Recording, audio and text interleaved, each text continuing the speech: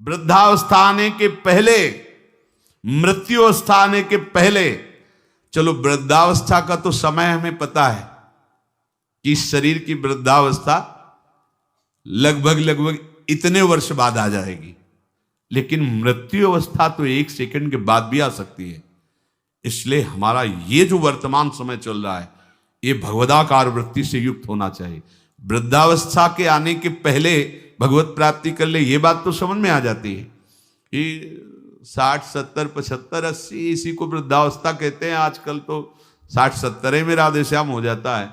अब तो जवाने नहीं समझ में आते कि जवान कौन है भाई, कैसे समझ में आएंगे जवान।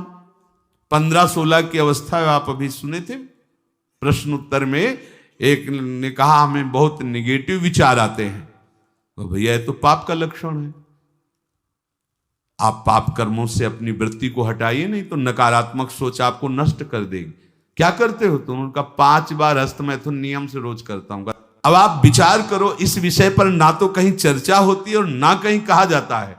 छोटे छोटे बच्चे ऐसी निकृष्ट आदत को प्राप्त हो गए, अब ये जवान होंगे, अब इनमें भगवदानंद की आकांक्षा जागृत होगी, ये कहीं सतमार्ग जान पाएंगे? कदापि नहीं, जीवन ही नष्ट कर दिया। शास्त्रीय सिद्धांत है, गुरुकुलों में इसीलिए बच्चों को रखा जाता था, चाहे राजा के हो चाहे प्रजा के हो। ब्रह्म ऋषियों के शासन में 20-25 वर्ष तक ब्रह्मचारी रहे। वृत्ति निवृत्ति मार्ग पर तो वैरागी बन गए, प्रवृत्ति मार्ग पर तो गृहस्थ में गए। कुछ समय तक गृहस्थ में रहने के बाद स्वतः पूर्वाभ्यास ब्रह्मचर्य का उनका जागृत हो जाता और वो चौथी अवस्था तक भगवत साक्षात्कार कर ही लेते, क्योंकि नींव बड़ी मजबूत थी। अब छोटे छोटे बच्चे स्मार्ट मोबाइल, आचरण, गंदे दृश्य देख देख करके गंदे कर लेना, कैसे उनके अंदर ये बात आएगी कि वृद्धावस्था पहले भगवत प्राप्ति कर लें? जरूरत ही नहीं भगवत प्राप्ति की, उनको आकांक्षा ही नहीं हो, जानते ही नहीं भगवत प्राप्ति क्या है, क्यों करना चाहिए। वो बस वो चाहते हैं, जो दृश्य देखते हैं वही करना चाहते हैं, जो सुनते हैं, जो बोलते हैं वही चिंतन होता, जीवन एकदम नरक बन जाता है। भगवत प्राप्ति की आकांक्षा उसके हृदय में होती है। ध्यान से सुनना, पर नारी पर पुरुष त्याग कर, सेवन करो शुद्ध गृह धर्म, निज पर धर्म नाश के साधन, करो कभी भी नहीं कुकर्म। यदि आपको इसी जन्म में उत्तम स्थिति को प्राप्त करना है तो चाहे गृहस्थ हो चाहे विरक्त हो, कभी भी ये विरक्त आश्रम वाले को माताओं बहनों की तरफ कुदृष्टि से भी नहीं देखना चाहिए। कुदृष्टि भोग भावना। जननी सम जानहि पर नारी, धन पराय विस्ते विष भारी, जिन्हि राम तुम प्राण प्यारे, तिनके मन शुभ सदन तुम्हारे। मातृवत पवित्र भाव। अपने को तो श्री जी की सखिया है, जैसे ललिता, विशाखा, चंपक, चित्रा, तुंग, विद्या, रंग देवी, इंद्रलेखा और सखी सुदेवी, सकल यूथ हित सेवी। ऐसे ही चराचर की जितनी शरीर में भावना हम पवित्र कर पाएंगे उतने दोष हमारा नष्ट हो जाएगा। ये जितनी स्त्री शरीरधारी, ये सब मेरी प्यारी जी की लाडली सहचरिया हैं, इनके चरणों में प्रणाम। बस जो चाहे आपन कल्याणा, सुजस सुमत सुगत शुभ नाना, सो परनार लीलार गोसाई, तजौ चौथ के चंद की नाई। विरक्त उपासक को माताओं बहनों से आंख मिलाकर कभी बात नहीं करनी चाहिए। उनके मुख की तरफ, उनके चरणों की तरफ देखो, चाहे बच्ची हो, चाहे यौवन अवस्था, चाहे वृद्धावस्था की हो। विरक्त साधक को कभी एकांत में माताओं बहनों से संभाषण नहीं करना चाहिए। बीच में किसी को डाल और दूसरा साधक को खड़ा हो जाए, नहीं बाहर निकलो, बाहर अगर बात ही करनी है तो मैदान में करो खड़े होकर के। और क्या बात करनी है? हम भगवत प्राप्ति के मार्ग में चले, हमें क्या बात करनी है? बहुत सावधान रहना चाहिए। गृहस्थ धर्म के उपासक को यदि ब्याह हो गया है तो अपनी पत्नी से वो भी धर्मानुकूल, पशुवत व्यवहार नहीं। और पर स्त्री की तरफ तो दृष्टि ही ना करे भोग वृत्ति की, अगर की तो सारे सुकृत नष्ट हो जाएंगे, चाहे वो स्त्री शरीर चाहे वो पुरुष शरीर हो। इसलिए पर नारी पर पुरुष त्याग कर। पर ये सत्संग जिनके कानों में नहीं पहुंचता है, शास्त्र स्वाध्याय नहीं करते हैं, वो इसे मनोरंजन समझने लगे, इसे धर्म नहीं समझते, वो इसे मनोरंजन समझ। क्या इसमें बिगड़ जाता है? जो शास्त्र हैं उनका स्वाध्याय कभी करते नहीं। अब उनको जो समय मिलता है तो नौटंकी नाटक सिनेमा देखते हैं, जिनमें यही सब की पुष्टता होती है, इसी की बाहुल्यता होती है, वही दृश्य देखते हैं। ना तो कभी भगवत प्रेमी महात्माओं की चरण रज में बैठ करके सत्संग सुना, ना शास्त्र स्वाध्याय किया, तो मनमानी आचरण बढ़ते रहते। कैसे भगवत प्राप्ति की बात आएगी? कि जरा मरण मोक्षाय,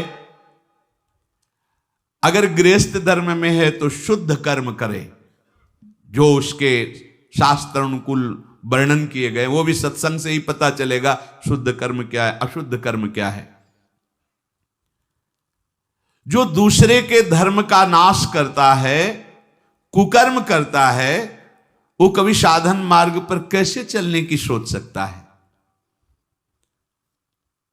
अगर कहीं उनके अंदर थोड़ी श्रद्धा भी बनती है तो भूत प्रेत की पूजा करता, करता जो तामस व्यवहार, अंडे मांस शराब उड़ाता, चोरी का करता व्यापार, रखता मन में वैर द्वेष मद, करता जो हिंसा व्यभिचार, होता घोर प्रेत वो, पाता असहनीय यातना अपार।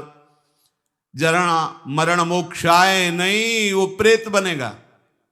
प्रेत योनि किसको प्राप्त होती है? तो बोले जो भूत प्रेतों की पूजा करते हैं, जो अंडा मांस शराब ये सब खाते पीते हैं, दूसरे के धन को जो चोरी करते हैं, मन में वैर द्वेष अहंकार रख करके जो हिंसा करते हैं, और पर स्त्री से जो व्यभिचार करते हैं, वो घोर प्रेत योनि को प्राप्त होता है। इसका प्रमाण धुंधकारी है, पढ़ के भागवत में देख लेना। प्रेत योनि को प्राप्त होता है। ऐसे प्रेत स्वभाव वाले कैसे जरा मरण मोक्षाय के मार्ग का अवलंबन लेंगे? इसलिए तामस वस्तु नशीली, जूठन से रखो परहेज विराग, माता पिता देवता गुरु का, गुरुजन का न करो अपमान, सुख पहुंचाओ सबको संतत, मन में रख श्रद्धा सम्मान। कोई भी नशा भगवत प्राप्ति के मार्ग में चलने वाले उपासक को नहीं करना चाहिए। बैठा लो। आजकल ये भी बहुत सूक्ष्मता से साधन मार्ग वालों को गिराने के लिए प्रवेश कर गया है कि थोड़ी सी भांग खा लो, बस भगवदानंद में डूब जाओगे, या एक दो चिलम फूंक लो, या अमुक अमुक अमुक।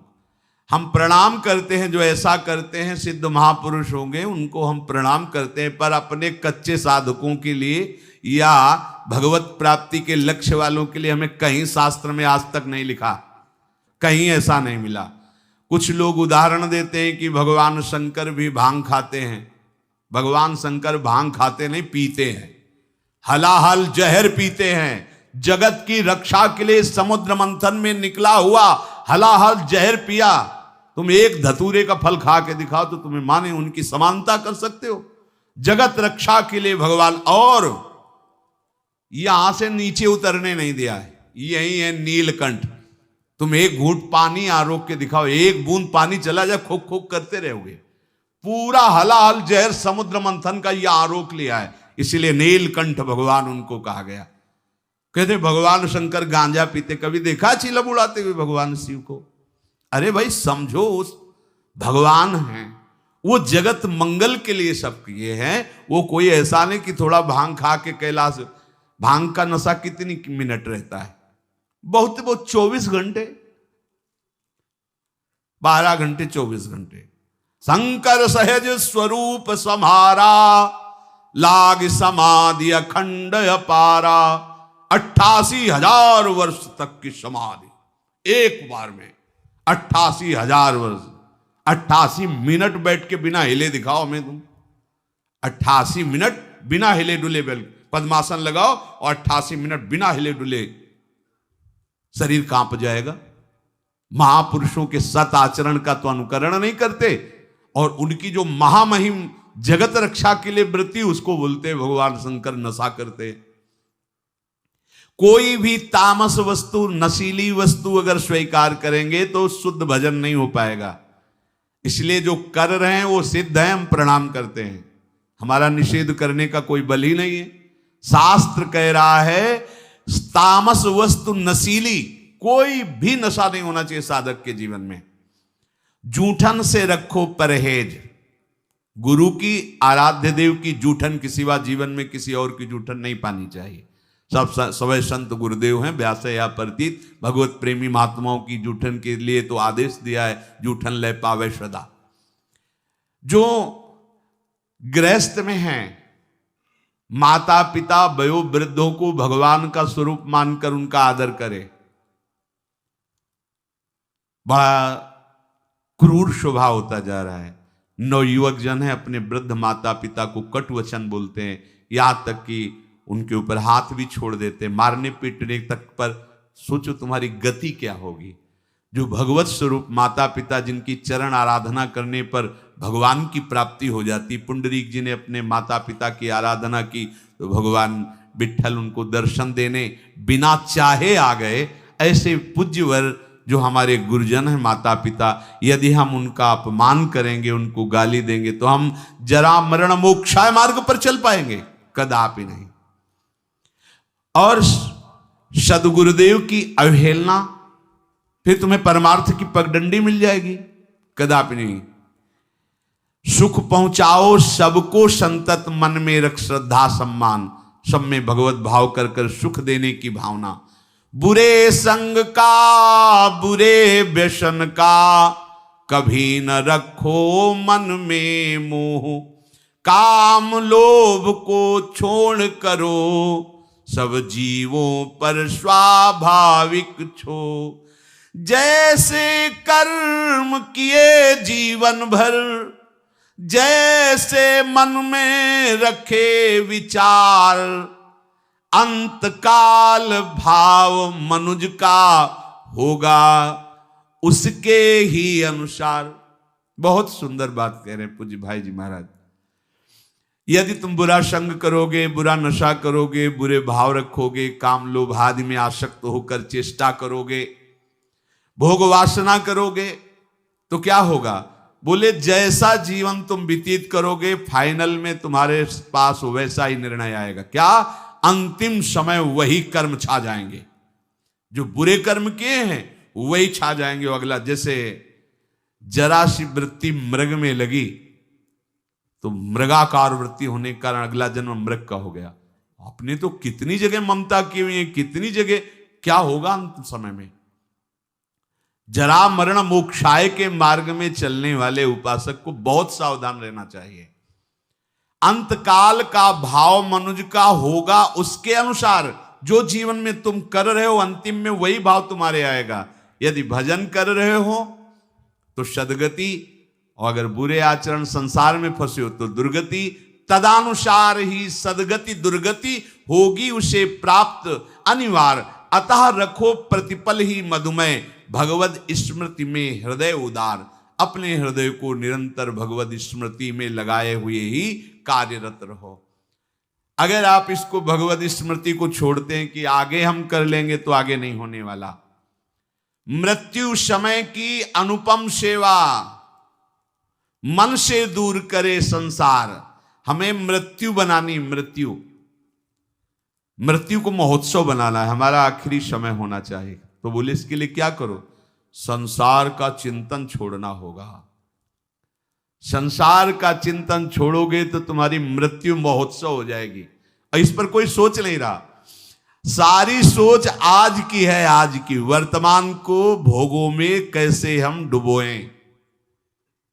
आज हमें अच्छा खाने को मिले, खूब हंसी मजाक करने को मिले, मन के अनुसार भोग भोगने को मिले, तो आज का दिन बढ़िया मंगल। कल क्या होगा देखा जाएगा। यह है मूढ़ता। उपासक क्या सोचता है, मेरा अंतिम समय बढ़िया जाए, क्या प्राणनाथ प्रीतम के चिंतन में, उनके ध्यान में, पावन चरण रज का स्पर्श करते हुए हमारा शरीर छूटे, हम प्रियालाल को प्राप्त हों। भगवान कह रहे हैं जैसे भूत प्रकृति मोक्षम, संपूर्ण पंचभूत और प्रकृति इसके कार्य, अगर इनसे आप अपने को बचा लें तो जरा मरण मोक्षाय की पदवी पर आ जाएंगे।